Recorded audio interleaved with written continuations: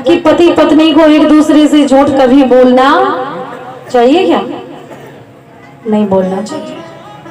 अच्छा, अपनी पत्नी से झूठ कितने पति बोलते हैं? सच सच बताना, अपनी पत्नी से कितने लोग झूठ बोलते हैं? देखो तो वो हाथ उठा रहे हैं जिनकी शादी ही नहीं हुई।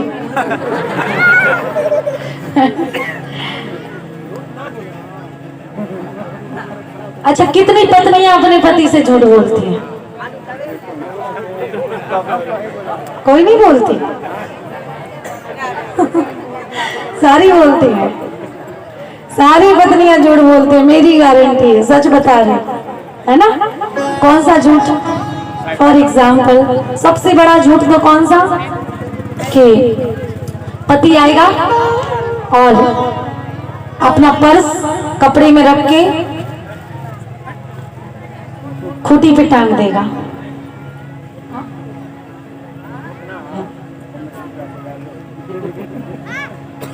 खूंटी पे अपने कपड़े टांग देगा, उसमें पर्स रखा रहेगा, उसमें पैसे रखे रहेंगे। पत्नी आएगी धीरे से आराम से और पत्नी उस पर्स में से 100-500 रुपए, 1000 रुपए निकाल लेगी। हाँ, ये सभी पत्नियां करती हैं। अच्छा, कौन सी पत्नी है जो पति के पर्स में से चोरी नहीं करती? हाथ ऊपर करो। सब झूठ बोल रही है। ना ना ना,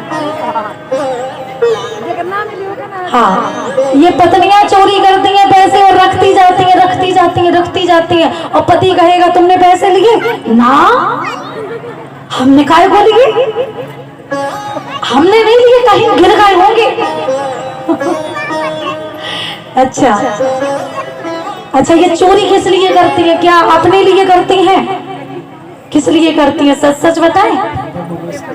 हाँ? जिस दिन पति सबसे ज्यादा परेशान होगा,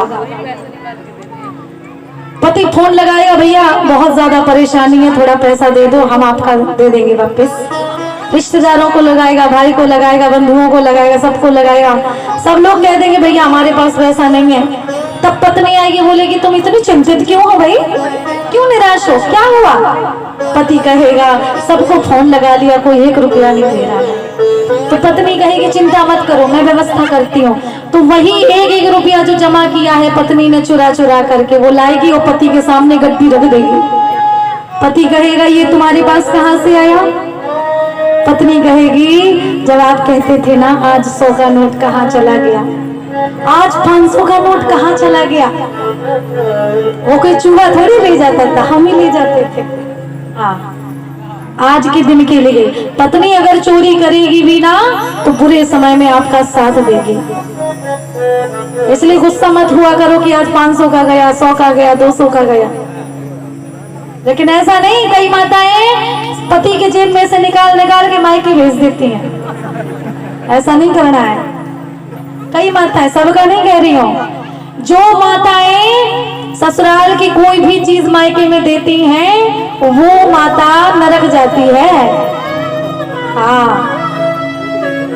और वो तो नरक जाती ही है, उसके मायके वाले भी जाते हैं। क्योंकि विवाह करने के बाद अपनी बेटी पराई हो जाती है, और पराई वस्तु अगर भोगोगे तो नरक तो जाना पड़ेगा ना। इसलिए कई स्त्रियों की आदत होती है, पति बेचारा दिन भर कमाएगा, मेहनत करेगा और ये उठा उठा करके मायके देती है। सबका नहीं कह रही हूँ, याद रखना कोई साथ नहीं देता है, कोई साथ नहीं देता है। आप देते रहो, 1 लाख दे दो, जब जरूरत पड़े तब 10,000 मांग के देखना मायके वालों से, मिलेंगे? नहीं मिलेंगे। हाँ, बात सही लगी हो, सच्चाई लगी हो तो ताली बजा करके थोड़ा प्रोत्साहन दे दो। क्योंकि बात कड़वी जरूर लगेगी लेकिन किसी ना किसी पे वो लागू होगी, सब पे नहीं, किसी ना किसी पे। तो महाराज, पति पत्नी को झूठ नहीं बोलना चाहिए आपस में एक दूसरे से, क्योंकि जिस दिन पति पत्नी के रिश्ते में झूठ रूपी, कपट रूपी खटाई गिरती है, उसी दिन प्रेम, उस रिश्ते में से प्रेम चला जाता है। तो प्रेम नहीं जाना चाहिए रिश्ते में से, इतना प्रयास करना चाहिए। आज माता सती 87,000 साल के लिए भगवान भोले बाबा समाधि में लीन हो गए। लेकिन ऐसा नहीं हुआ कि माता सती ने उठाया बैग और मायके चली गई हो कि तुम समाधि में चले गए तो तब तक हम मायके हो आते हैं। ऐसा किया क्या माता सती ने? नहीं। और आप लोग क्या करते हो? पति ने अगर 1 महीने की सैलरी नहीं दी, पति ने अगर कोई बात नहीं मानी, तो एक बैग तो माताओं का लगा रखा रहता है और धमकी तैयार है। कौन सी धमकी? अगर बात नहीं मान रहे हो तो मैं मायके चली जाऊंगी, तुम देखते रहियो। है ना? ये धमकी मिलती है ना? मिलती है कि नहीं? हाँ, माताओं की ये धमकी तैयार रहती है, तुम अगर बात नहीं मानोगे तो मैं मायके चली जाऊंगी। बैग लगा रखा है, उठाया पिंटू को और कंधे पे रख के और चलेंगे मायके। तो ऐसा नहीं करना चाहिए। पति की हर स्थिति में साथ देना चाहिए। आज महाराज इधर 87,000 साल तक माता सती ने वेट किया, इंतजार किया, और जिस दिन भोले बाबा समाधि में से उठे, राम नाम शिव सुमिरन लागे, तो जाने सती जगत पति जागे। माता सती समझ गई भोले बाबा उठ गए हैं, और जैसे ही उठे भोलेनाथ, माता सती भोलेनाथ के सामने पहुंची, हाथ जोड़ करके प्रणाम किया, वाम भाग में बैठने लगी। लेकिन माता सती को भोले बाबा ने नहीं बिठाया। क्यों?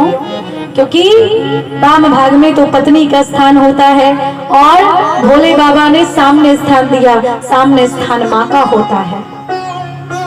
माता सती समझ गई कि वाम भाग में बैठाया नहीं, सामने बिठाया, मतलब अब जीवन बेकार है, अब जीने का कोई फायदा नहीं। मेरे पति ने मुझे त्याग दिया तो जीऊं किसके लिए?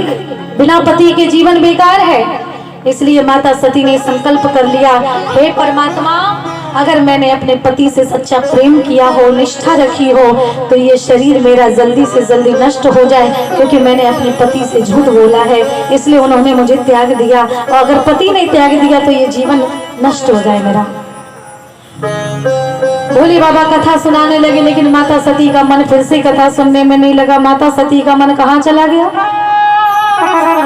सती बिलो की बियोग विवाना, और जाते चले सुंदर विधिना। माता सती ने देखा कि आकाश मार्ग से बड़े बड़े देवता, किन्नर, नाग, सिद्ध, गंधर्व अपने अपने जहाजों से, विमानों से, वाहनों से जा रहे हैं उड़ उड़ करके भोले बाबा के सर के ऊपर से, कैलाश पर्वत के ऊपर से। भोले बाबा से माता सती ने पूछा, प्रभु ये जहाज कहाँ जा रहे हैं? भोले बाबा बोले, सती तुम्हें क्या करना, तुम तो कथा सुनो। माता सती बोले, नहीं प्रभु बताओ ये कहाँ जा रहे हैं जहाज? बोले, ये जहाज हमारी ससुराल जा रहा है, तुम्हारे मायके जा रहे हैं। जैसे इतना सुना, अच्छा ये देवता और कहीं से भी तो जा सकते थे ना, जरूरी था कि भोले बाबा के सर के ऊपर से उड़ के जाया जाए? कहीं और से भी जा सकते थे, ऐसा तो है नहीं जाम लगा था, यहीं से जाना जरूरी था। ऊपर से ही क्यों गई? जता रहे हैं, देखो तुम्हारे ससुर ने तुम्हें नहीं बुलाया है और हमें बुलाया है, तुम दामाद हो, तुम्हें नहीं बुलाया, मतलब जले में नमक छिड़क रहे हैं, है ना? जले में नमक छिड़क रहे हैं देवता कि भोले बाबा तुम्हें नहीं बुलाया, तुम्हारे ससुर ने हमें बुलाया, पूरे परिवार के सहित। तो आज जैसे ही देखा महाराज, इधर कहते हैं भोले बाबा जैसे ही पहुंचे, भोले बाबा ने कहा माता सती से कि सती ये तुम्हारे मायके जा रहे हैं। तो माता सती कहने लगी, प्रभु हम भी जाएंगे अपने मायके, अगर यज्ञ हो रहा है तो यज्ञ में हम भी जाएंगे। भगवान भोले बाबा ने बहुत समझाया, सती देखो जहां पर बुलाया ना गया हो वहां जाना नहीं चाहिए। चाहे जितने सोने की बरसात हो रही हो, लेकिन जाना नहीं चाहिए। अगर जाओगे तो अपमान के बिना कुछ नहीं मिलेगा। यद्यपि सती पिता के यहाँ, पति के यहाँ, भगवान के दरबार में, गुरु के यहाँ आपत्तिकालीन मर्यादा नस्ती, बिना बुलाए चले जाना चाहिए आपत्ति विपत्ति के समय में, लेकिन बिना बुलाए नहीं जाना चाहिए। चाहे कितनी भी खुशनुमा माहौल क्यों ना हो, नहीं जाना चाहिए। आजकल की माताएं अगर जिस घर में पति का अपमान हुआ है उसी घर में जाती हैं, ऐसा नहीं करना चाहिए। पति का सम्मान तुम्हारा सम्मान, पति का अपमान तुम्हारा अपमान। माता सती नहीं मानी, हम तो जाएंगे, हम तो जाएंगे। करी देखा हरि जतन बहु रहे न दक्ष कुमार, दिए मुख्य गण संग तब विदा की न त्रिपुरारी। भोले बाबा बोले नहीं मानती तो ठीक है, जाओ। अपने गणों को भेजा साथ में, नंदी श्रृंगी भृंगी को साथ में भेजा, जाओ इनकी रक्षा में, अकेले नहीं जाना चाहिए। इसलिए माता सती के साथ में नंदी श्रृंगी भृंगी गए। माता सती जैसे ही अपने मायके में पहुंची महाराज, तो जैसे ही मायके में पहुंची, उनकी 15 बहनें थी, और जैसे ही सती को देखा आपस में मुस्कुराने लगी, आपस में बातचीत करने लगी। देखो तो बुलाया नहीं फिर भी आ गई, किसी ने नहीं बुलाया। अरे हम लोगों को तो बुलाया था इसलिए आए, इसे तो बुलाया भी नहीं, देखो आगे फिर भी आ गई। आपके जाते ही कहीं आप जाओ और आपके जाते ही अगर लोग हंसने लगे, बहनें चुगली भी कर रही हैं और आपस में मुस्कुरा भी रही हैं, बहुत मुस्कुरा रही हैं। सादर भले ही मिली एक माता और भगनी मिली बहुत मुस्काता। बहनें बहुत मुस्कुरा रही हैं। आपके किसी समारोह में जाते ही, किसी घर में जाते ही अगर लोग खुसर फुसर करने लगे, बातचीत करने लगे, अरे वाह आप भी आ गए, अरे आप ही का तो इंतजार था, अरे वाह वाह बहुत अच्छा हुआ आप आ गए, आओ आओ आओ, आप ही का तो इंतजार। बार बार कोई कहे तो समझ जाओ कोई बात है, वहां से तुरंत निकल जाओ। अपमान के अलावा कुछ नहीं मिलने वाला इसी जगह पे। आज महाराज माता सती अपनी माँ से कहने लगी, माँ मैं इस यज्ञ मंडप की परिक्रमा करना चाहती हूँ, देखना चाहती हूँ मेरे पति भोले बाबा को स्थान दिया गया कि नहीं। आज जैसे ही माता सती अंदर गई यज्ञ मंडप में, देखा किन्नर नाग सिद्ध गंधर्व सभी देवी देवताओं को, ब्रह्मा विष्णु को, सबको स्थान दिया गया, लेकिन भोलेनाथ को कोई स्थान नहीं दिया गया। और जैसे ही स्थान नहीं देखा बाबा भोले का, तो माता सती को इतना क्रोध आया कि जीवन में कभी इतना क्रोध नहीं आया था। जहां मेरे पति का अपमान हुआ उस सभा को मैं त्याग दूंगी, अपने शरीर को नष्ट कर लूंगी। अपने पिता दक्ष प्रजापति के सामने गई माता सती और कहने लगी प्रजापति दक्ष से, तुमने मेरे रूप को नहीं पहचाना, मैं कौन हूँ? मैं साक्षात भद्रकाली हूँ, मैं साक्षात दुर्गा हूँ, मैं साक्षात देवी जगत जननी जगदम्बा हूँ, और तुमने मेरा अपमान किया, मेरे पति का अपमान किया। मैं ही शक्ति हूँ, मुझी से इस दुनिया का संहार होता है, मुझी से सृजन होता है, और तुमने मेरे पति का अपमान किया। तुम मुझे जान नहीं पाए क्योंकि तुम्हारे अंश से मेरा जन्म हुआ, इसीलिए मैं धिक्कार है मेरे शरीर पर और तुम पर कि तुम मेरे पिता हो। आज से मैं तुम्हारे शरीर, आज से मैं तुम्हें त्यागती हूँ और अपने शरीर को भी नष्ट करती हूँ।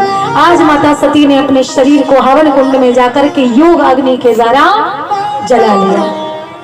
माता सती के शरीर में आग नहीं लगाई गई थी, हाँ आग नहीं लगाई थी। 5 प्रकार की अग्नियां होती हैं, जठराग्नि, विरहाग्नि, कामाग्नि, वेदाग्नि और ये चेतनाग्नि।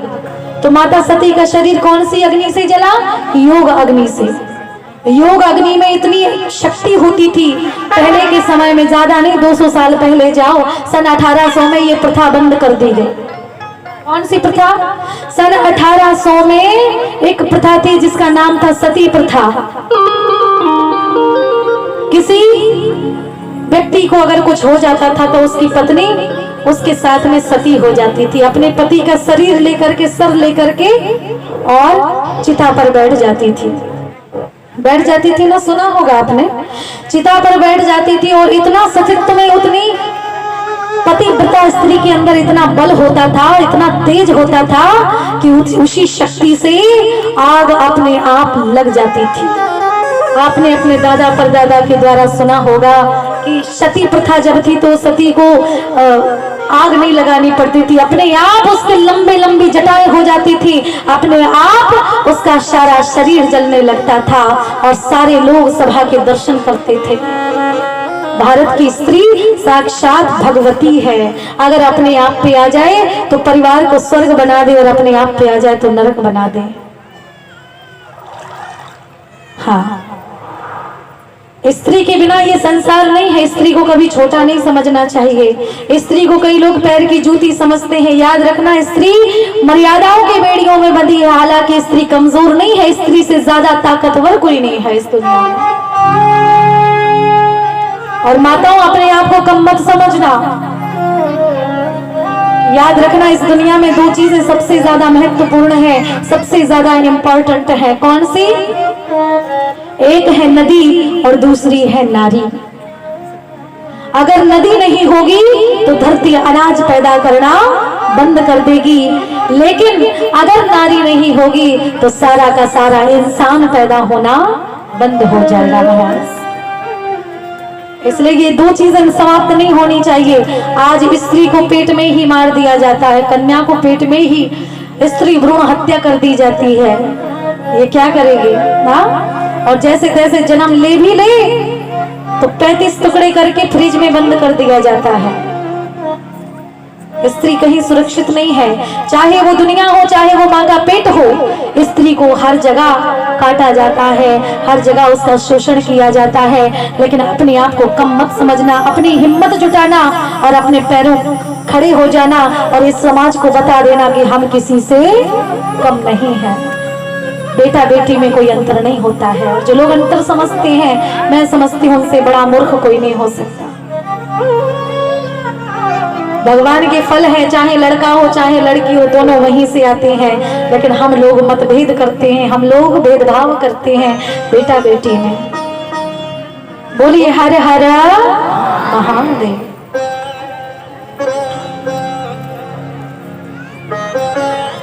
एक पतिव्रता स्त्री के अंदर इतना बल होता है महाराज कि सती अनसुईया मैया ने 3 देवताओं को छोटे छोटे बच्चे बना दिए 6-6 महीने के।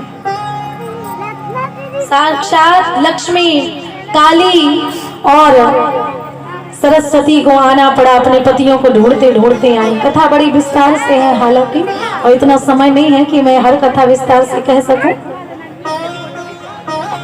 तो आज माता सती ने अपने शरीर को त्याग दिया। भगवान कितने सुंदर हैं, कभी आपने सोचा? हाँ, माता सती ने अपने शरीर को त्यागा और जैसे ही त्यागा इधर हाहाकार मच गया। सबने, नारद जी ने जाकर के बताया कि तुम्हारी पत्नी ने, सती ने तुम्हारी याद में अपने शरीर को त्याग दिया है, तुम्हारे अपमान जहां हुआ था इसलिए। भोले बाबा ने जैसे ही सुना, अपने शर से एक जटा उखाड़ करके जैसे ही धरती पर पटकी तो वीरभद्र भगवान का प्रादुर्भाव हो गया। बोलिए वीरभद्र भगवान की जय हो। वीरभद्र भगवान आए और आज तहस नहस कर दी सारी सभा को और दक्ष प्रजापति का सर धड़ से अलग कर दिया। सारे देवताओं ने प्रार्थना की, तब जा करके दक्ष प्रजापति के सर पर भोले बाबा ने बकरे का सर लगाया। भोले बाबा अपनी पत्नी सती का शरीर लेकर के इधर उधर डोलने लगे, रोने लगे, चिल्लाने लगे, विलाप करने लगे। देवताओं ने देखा, राम जी ने देखा, नारायण ने देखा, बोले ये क्या? भोलेनाथ के जैसा बैरागी ही अगर अपनी पत्नी की याद में ऐसे तड़पेगा तो दुनिया को क्या सीख मिलेगी। इसलिए आज अपने सुदर्शन चक्र से माता सती के शरीर के 51 टुकड़े कर दिए और जहां जहां पर ये टुकड़े गिरे शरीर के, वहीं वहीं पर शक्ति पीठों का निर्माण हो गया। बोलिए सती मैया की जय हो। आज भगवान भोले बाबा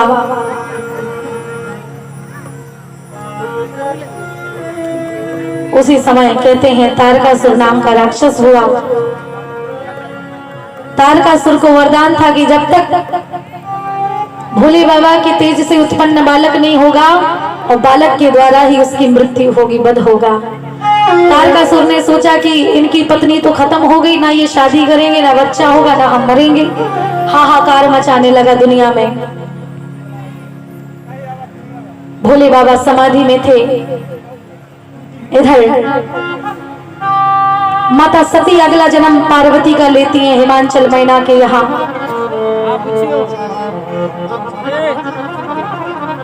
तारकासुर हाहाकार मचा रहा था। सारे देवताओं ने काम देवता से विनती की कि हे काम देवता, तुम जाकर के भोले बाबा की समाधि तोड़ दो ताकि विवाह हो सके उनका और उनका बच्चा हो सके और बच्चे के द्वारा, बालक के द्वारा ये तारकासुर मारा जा सके।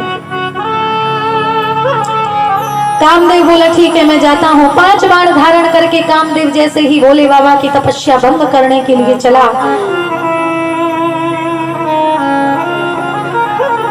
भोले बाबा तक पहुंचते पहुंचते कामदेव ने अपना सारा प्रभाव विस्तार दिया। कोई किसी को नहीं देख रहा है, सब कामातुर हो चुके हैं। और जैसे ये देखा, इधर भोले बाबा के सामने जैसे ही कामदेव पहुंचा, अपने 4 बाण छोड़े। भोले बाबा की निद्रा नहीं टूटी, समाधि नहीं टूटी, लेकिन भगवान राम ने सोचा कि सब बाण चल जाएंगे, इनकी समाधि नहीं टूटेगी क्योंकि ये मुझसे बहुत प्रेम करते हैं। इसलिए भगवान ने सोचा कि मैं अगर इनके हृदय से चला जाऊंगा तो ये जरूर मुझे ढूंढने के लिए अपनी आंखें खोलेंगे, और जैसे ही आंखें खोलेंगे तो सामने कामदेव है सो वो जल जाएगा। भगवान श्री राम भोलेनाथ के हृदय से निकल गए, और जैसे ही भगवान ने देखा, इधर कामदेव ने 5वां बाण छोड़ा, भगवान के तीसरे नेत्र में जाकर के लगा वो बाण। इधर भगवान भोले बाबा ने देखा मेरे प्रभु कहाँ गए। जैसे ही आंखें खोली, जब शिवती सर नयन उघारा, जब शिवती सर नयन उघारा, जब शिवती सर नयन उघारा, जब शिवती सर नयन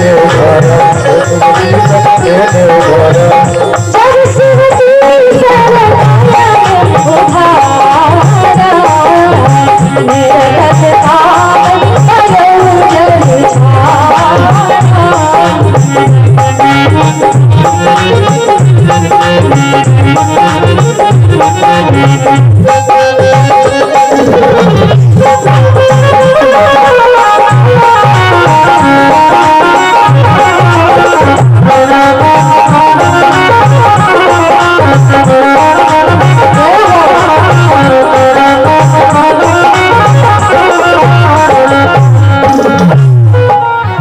भगवान भोले बाबा ने तीसरा नेत्र खोला।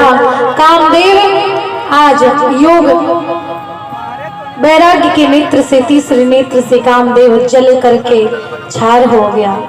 जब शिवती सर नयन उघारा, निर्गत काम भयो जरि छारा, और जैसे ही कामदेव छार छार हो गया, सारे देवता इकट्ठे हुए। माता रति, कामदेव की पत्नी रति, भगवान के चरणों में, भोले बाबा के चरणों को पकड़ के, बाबा आपने मेरे पति को मार दिया, मैं किसके भरोसे रहूंगी। भगवान भोले बाबा ने कहा इसने मेरी तपस्या भंग क्यों की। भोले बाबा को सारे देवता समझाते हैं इसलिए क्योंकि ये तो देवताओं का काज बनाने के लिए ही आया था, तारकासुर का वध करना था, इसलिए ये आया था। महाराज जैसे इतना सुना, कामदेव रति से कहने लगे, वचन दिया चिंता मत करो। जब यदुवंश कृष्ण अवतारा, हुई है हरण महामयी भार, कृष्ण तनय हुई है पति तोरा, वचन अन्यथा जाए न मोरा।